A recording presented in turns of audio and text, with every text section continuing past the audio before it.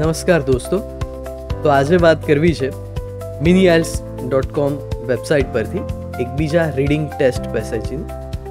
આ reading test passage જે છે એ છે યોનિંગ. યોન એટલે બગાસું ખાવું. તો એના પરનો જે પેસેજ છે અને એની વોકેબ્યુલરીની આપણે ડિસ્કશન કરીશું. હવે આપણે આ આર્ટિકલ આ પ્રમાણે છે.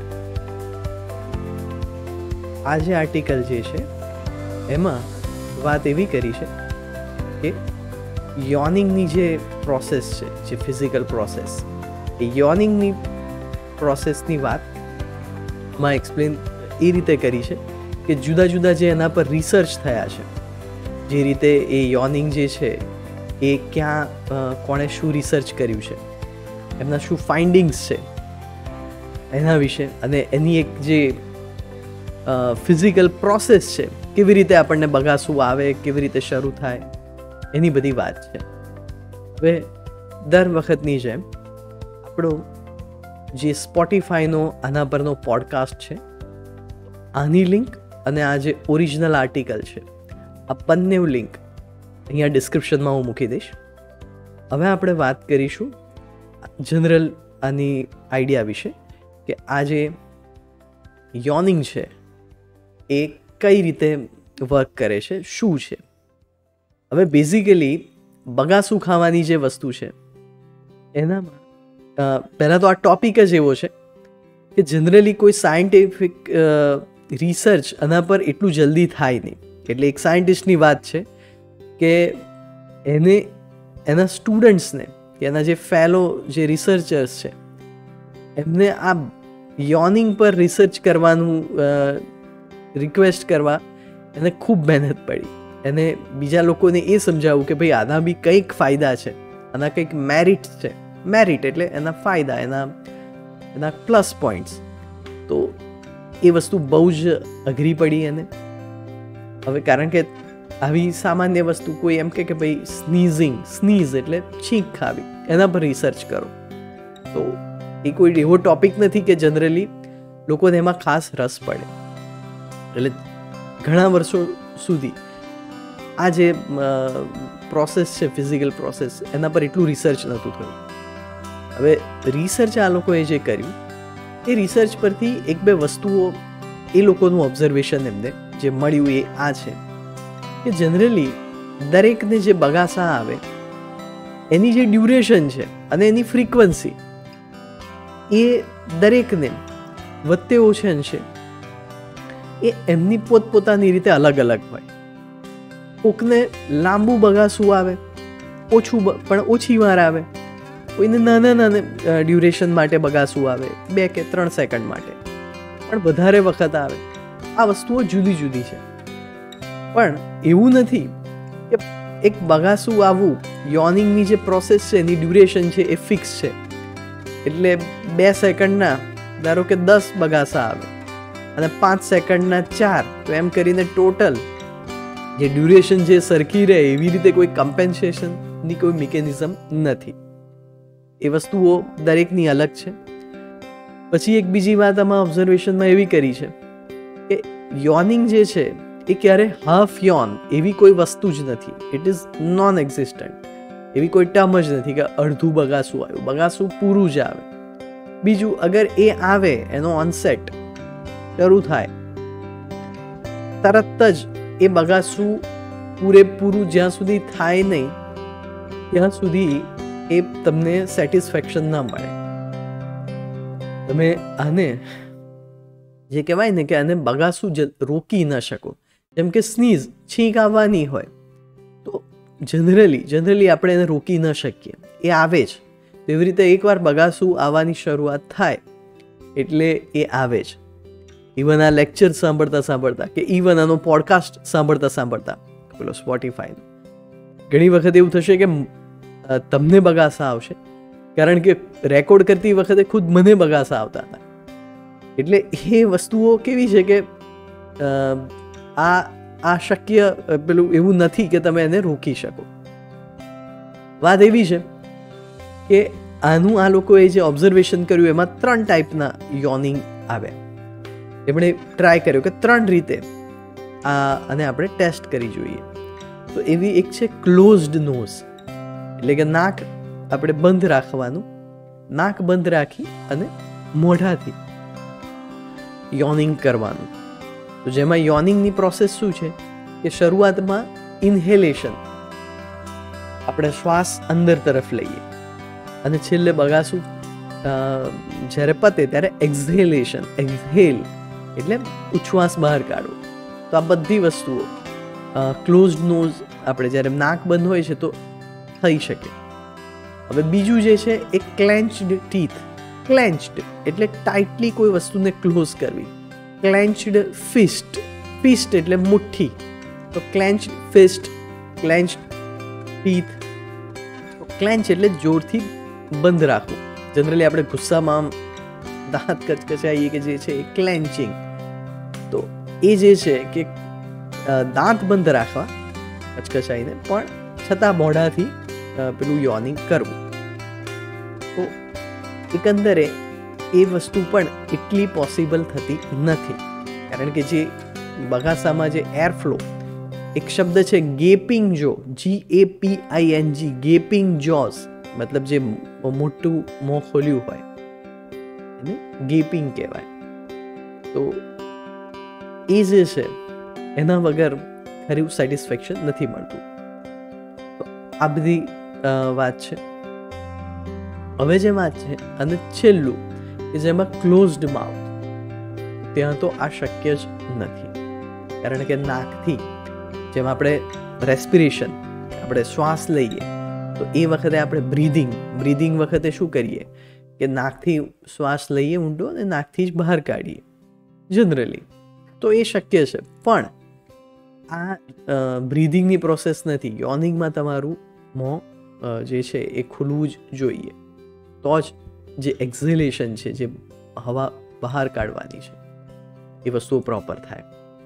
પછી છેલ્લું એક રિસર્ચ એવું છે ન્યુરોસાયન્સનું કે યોનિંગ અને સ્ટ્રેચિંગ, આમ સ્ટ્રેચિંગ જે કરવું એની જે કનેક્શન છે, એના જે બ્રેનમાં જે સેન્ટર્સ છે એ કંઈક રીતે કનેક્ટેડ છે. એટલે યોનિંગ થાય તો એની સાથે સાથે આવી રીતે સ્ટ્રેચિંગ પણ થઈ જાય. જો કે અમુક લોકો જે પેરેલાઇઝડ છે, પેરેલાઇઝડ એટલે જેમનું અંગ હલનચલન કરતું નથી, પેરાલિસિસ, જેને આપણે જે કહીએ ને લકવો, કે જેમાં કોઈ હાથ પગ ચાલે નહીં. હવે એવા લોકોમાં એવું ઓબ્ઝર્વેશન થયું કે જેવું એમને બગાસું આવતું એવું તરત જ આમ એમના અંગ જે છે એ લકવો છે, એમને એ નથી પેરાલાઇઝડ છે પણ એ નથી ચાલતા, પણ યોનિંગ આવે ત્યારે એ લોકો એ બગાસું ખાતી વખતે એમનું સ્ટ્રેચિંગ પણ થાય છે. એમના તો જે અંગ છે એ તો જે નર્વ્સ, એની જે કહેવાય ને એનું સેન્સેશન એમાં નથી. આ જે છે મોટર રેગ્યુલેટરી ન્યુરોન્સ. મોટર એટલે આપણી મોટર કાર નહીં, પણ મોટર એટલે હલનચલન, મૂવમેન્ટને લગતું. તો મોટર રેગ્યુલેટરી ન્યુરોન્સ, જે ન્યુરોન્સ, જે નર્વ્સ છે એ જે છે કે જે મૂવમેન્ટનું કામ કરે છે એ એક્ટિવેટ થાય છે, એવું આ લોકોનું ઓબ્ઝર્વેશન છે સાયન્ટિસ્ટ. પછી દરેક પેસેજમાં આવું એક સ્પેક્યુલેશન એટલે આવી એક સંભાવના, એમની એવું ફ્યુચર પ્રિડિક્શન કે ભાઈ એક તુક્કો એક જાતનો કહીએ તો, કે ભાઈ એ રીતે જો યોનિંગથી આવી રીતે જો જે લોકોને આવી મસલ પ્રોબ્લેમ હોય કે જેને ન્યુરો સાયન્સ રિલેટેડ પ્રોબ્લેમ હોય, તો એ લોકોને યોનિંગથી એમને ટ્રીટમેન્ટ, થેરાપ્યુટિક કંઈક ઇફેક્ટ કદાચ આપી શકાય, પણ એ હજુ નક્કી નથી થયું. એવું કાંઈ સ્પષ્ટ એવો કોઈ જ રિસર્ચ થયું નથી અને એવા કોઈ ફાઇન્ડિંગ્સ નથી. અને છેલ્લે એક સરસ વાત કરે છે કે આ જે છે યોનિંગનો જે રિસ્પોન્સ છે એ એક રીતે એ બતાવે છે કે ભલે આપણે એક હ્યુમન્સ તરીકે ડેવલપ થઈ ગયા છીએ, પણ ડીપ વિધિન આવર સેલ્વ્સ, આપણી અંદર એક તરફથી જે આપણું એનિમલ્સ જોડેનું જે કનેક્શન છે, that લર્ક્સ LURK, lurks beneath the veneer. Veneer એટલે આવરણ. કોઈ બી આપણે ટેબલ ફર્નિચર પર આપણે જેમ પેલું લેમિનેશન નથી કરાવતા, એ વિનિયર એટલે એક જાતનું આવરણ. તો જે આપણું જે કલ્ચર, આપણું જે હાઈલી જે ઇન્ટેલેક્ચ્યુઅલ આપણી જે ડેવલપમેન્ટ છે, આ બધાના વિનિયરની નીચે જે આપણો એનિમલ્સ જોડેનું જે ડીપ કનેક્શન છે, ઇટ લર્ક્સ બીનીથ ધ વિનિયર, રાઈટ? કે આ બહાર ભલે આ બધું વસ્તુઓ આપણે આમ હ્યુમન્સ તરીકે દેખાઈએ, પણ આ બધાની પાછળ જે આપણું એનિમલ વર્લ્ડ જોડેનું જે કનેક્શન છે એ આ યોનિંગથી પ્રૂવ થાય છે. તો આની આ વાત હતી. હવે આપણે જે છે એ જોઈશું યોનિંગ અને બીજા બધા જે ને રિલેટેડ જે વોકેબ્યુલરી છે એનું લિસ્ટ આપણે જોઈશું એક પછી એક.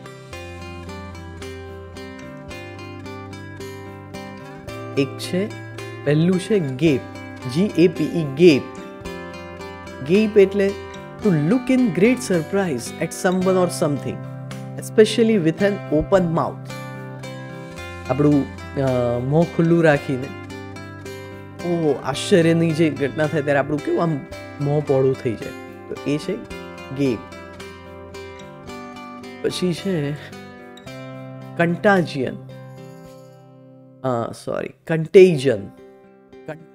બોલાય ને, કન્ટેજન.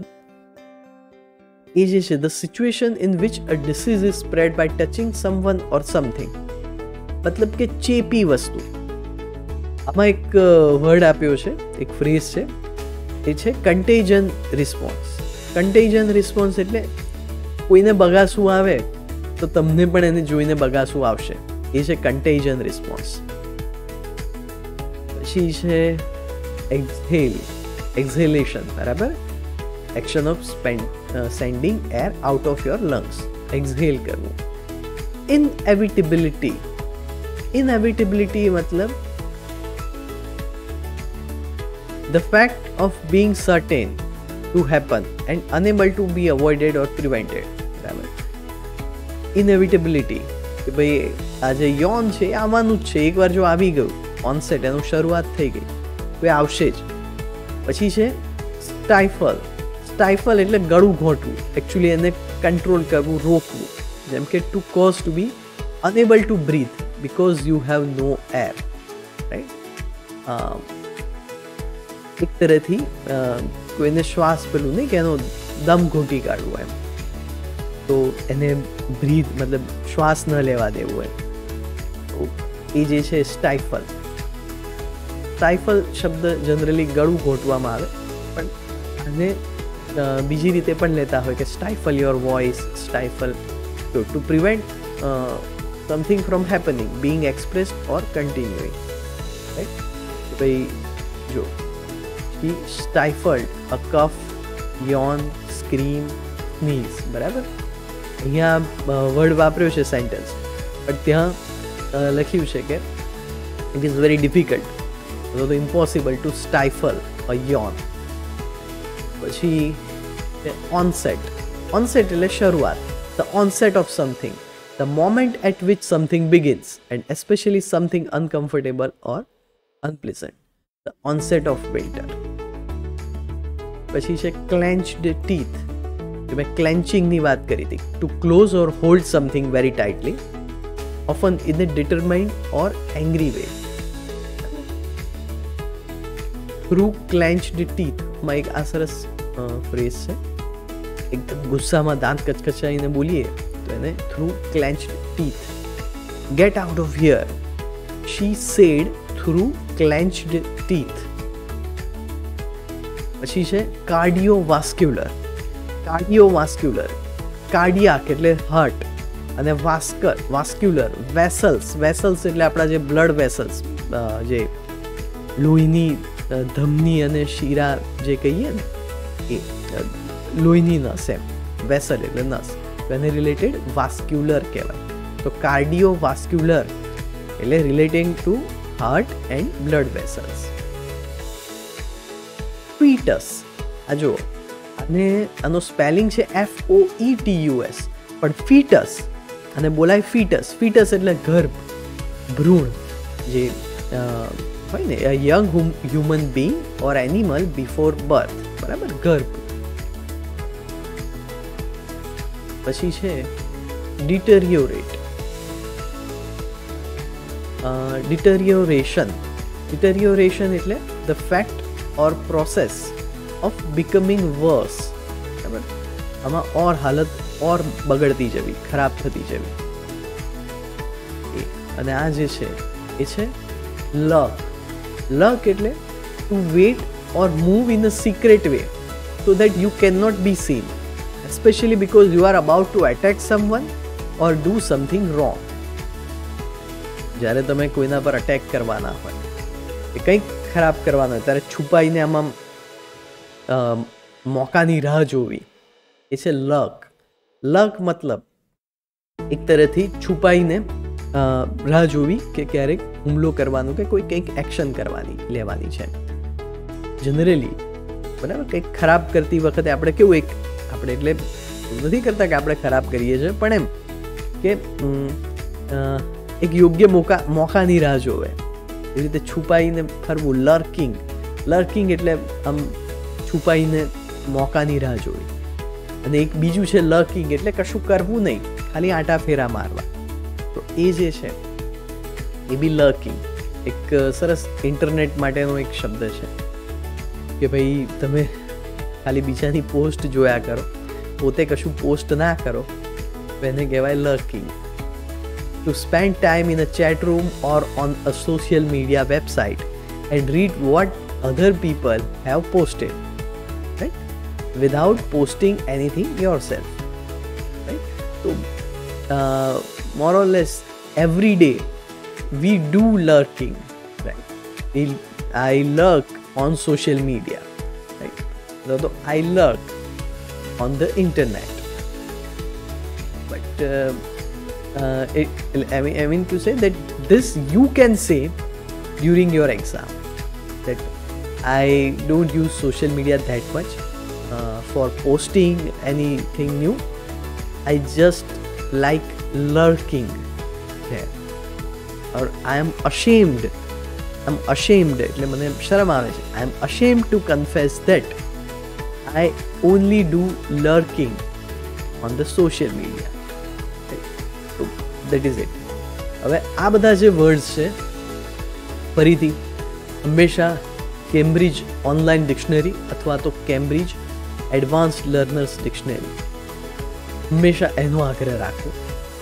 એ જે ડિક્શનરીઝ છે એ તમને એનો મિનિંગ સમજાવશે, એનું જે સેન્ટેન્સ ફોર્મેશન છે એ બી તમને ક્લિયર કરશે. બરાબર. આ વિડીયો જે છે એ આ યોનિંગના ટોપિક પર હતો.